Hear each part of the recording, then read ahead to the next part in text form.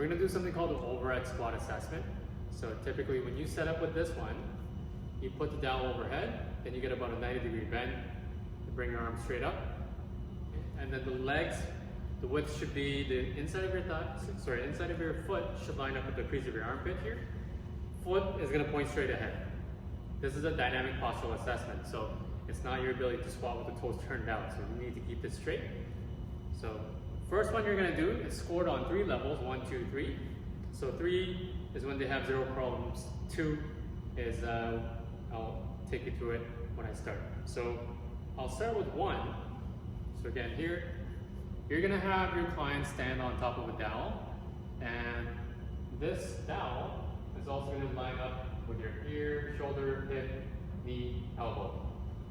So slowly, with control, your client should be able to, at minimum, get to, the hips should be able to get to where the knees are, parallel, so your thighs have to be parallel to the floor or lower in order to get a score of 1. And they can do this with perfect symmetry on both sides without losing their balance. So range of motion at the hip, you should be able to get down here. Left and right side should not look asymmetrical. It should look perfectly balanced. So that's a score of 1 if your clients can do that. A score of 2 is if you can do it on the floor, the same thing. Right? So, where is it here? I think that's about 90. That's a score of 2. A score of 3 is when you use this dowel. I'm going to show you from the side. So the ball of your foot's going to be on this dowel.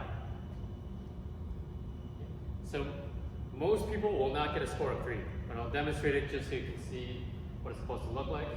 So here. Okay,